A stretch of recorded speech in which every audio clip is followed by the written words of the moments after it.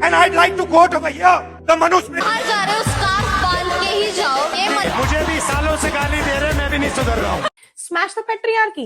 राहुल गांधी ने इन शब्दों का प्रयोग करा तो लगा अरे वाह ये क्या कह दिया राहुल गांधी ने, कितने भारी भारी शब्दों का प्रयोग कर दिया, क्योंकि इंग्लिश में जो किया ना तो बड़ा पढ़ा लिखा लगा। यही बात जब मोदी इतने सालों से चिल्ला चिल्ला कर बोल रहे हैं हिंदी में तो आप लोगों को वो बात नहीं समझ में आ रही। कैसे आएगी, उन्हें तो आप लोगों ने अनपढ़ करार दे रखा है।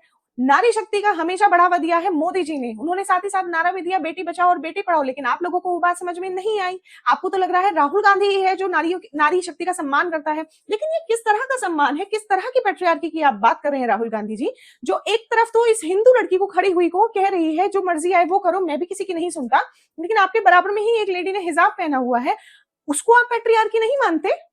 मनुस्मृति का तो आपने मजाक बना दिया, मनुस्मृति को आपने बोल दिया कि जो लिखा है सही नहीं लिखा, औरतों के खिलाफ लिखा है, लेकिन हलाला के खिलाफ आपने कभी नहीं बोला, 3 तलाक के खिलाफ आपने कभी नहीं बोला। तो ये किस तरह की पेट्रियार्की की आप बात कर रहे हैं राहुल गांधी जी।